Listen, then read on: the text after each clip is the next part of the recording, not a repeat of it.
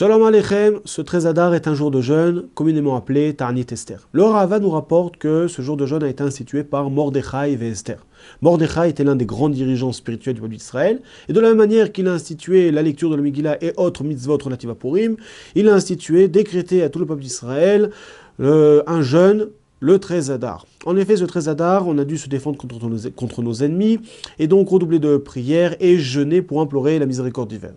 D'après le Ravad, il en ressort que ce jeûne est un décret de nos sages, de nos prophètes. Il a donc la même importance, la même valeur que les autres jours de jeûne de l'année, comme Tisha B'Av, le 9 Av, où on ne dispense pas une femme enceinte et une femme qui allait de ce genre de jeûne. Cependant, d'après Rashi, il en ressort que ce n'est pas un décret de nos sages ni de nos prophètes, mais une habitude qu'a pris sur lui le peuple d'Israël de jeûner ce 13 Adar en souvenir des jeûnes qu'ont fait nos ancêtres pour implorer la miséricorde divine et déjouer le décret d'Aman.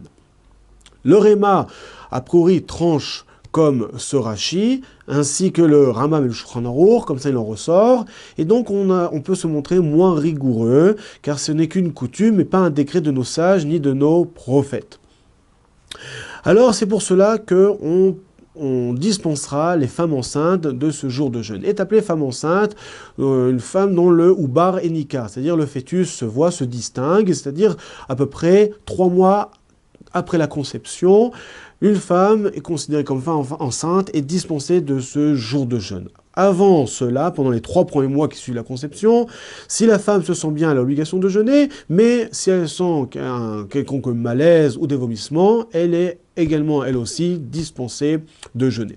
Une femme qui allait également est dispensée de ce jour de jeûne, et d'après certains poskim, en tout cas le Rav Ovadia Yosef, pas seulement une femme qui allait, mais également une femme qui a arrêté d'allaiter pendant les 24 premiers mois qui suivent l'accouchement, 2 ans qui suivent l'accouchement, une femme est dispensée de ce jour de jeûne. Également, une femme qui n'aurait jamais allaité pendant les 2 années qui vont suivre l'accouchement est dispensée de ce jour de jeûne. Alors, bien que certains pensent qu'elles ne sont pas dispensées, qu'elle n'est dispensée seulement la femme qui allait.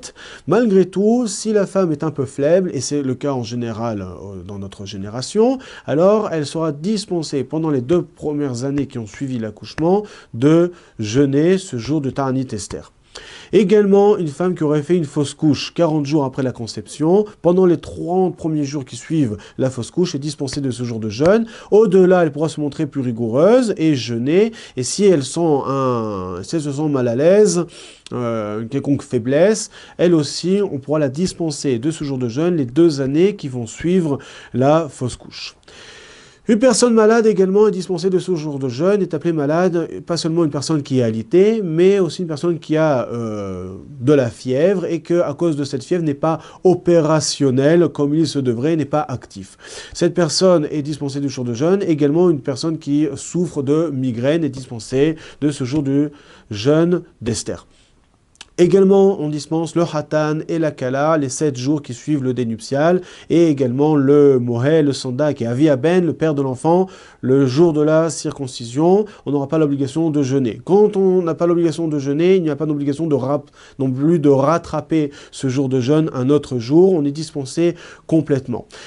Malgré tout, il faut savoir que personne n'est dispensé de l'aumône, et comme c'est rapporté dans la Gemara, Marzoutra, que le salaire du jour de jeûne et la tzedaka que l'on y donne et l'aumône que l'on y fait, un homme aura un mérite au jour de jeûne selon l'aumône qu'il y fait pendant ce jour. C'est le plus important. Le plus important en ces jours de jeûne est de vérifier ses actions, si on tend dans la bonne voie ou pas, et également de donner de la tzedaka aux gens qui en ont besoin. Voilà, bonne journée à tous et à bientôt.